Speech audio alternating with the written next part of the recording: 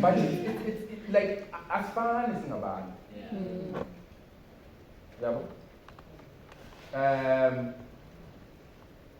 Talan gets full of the tool.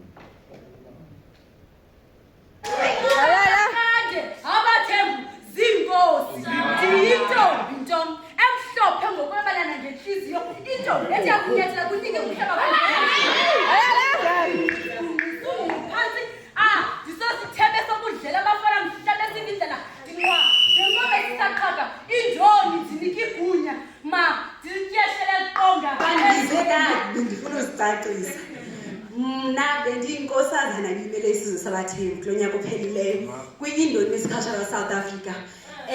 Apho ke sidibene sizinhlanga nezizwe ezininzi ezili12 ndangumisa Indoni Cultural South Africa.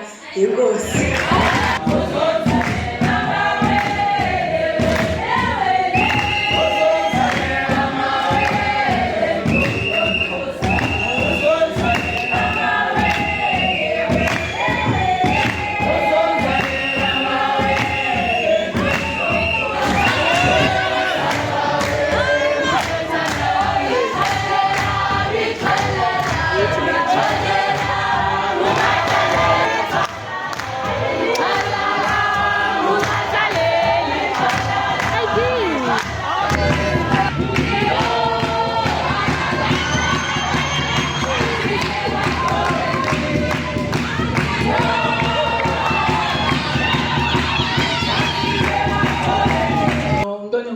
Umkhwanazi Bongani wakwaMkhwanazi Nkwale Nkosi Nkwali.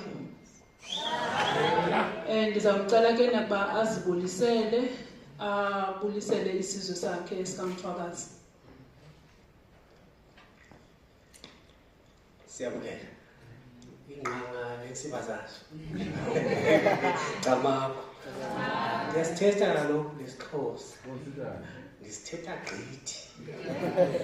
Ngingubongani Mkhwanazi ngivela esizweni samaNdebele akabamzilikazi kaMathobane. Njengoba lesi sigodlo likuso lapha kwakuwumhlaba wethu nje nakhona nje seningasasikhulanga ukulibona abantwana bakithi. This is beautiful for me ngoba umuntu mayesasemutsha ezikhumbula because kunokuthi kwenzeke ukuthi abantu bangafunda kakhulu bese bebona ngazathi okwethu ku minimal.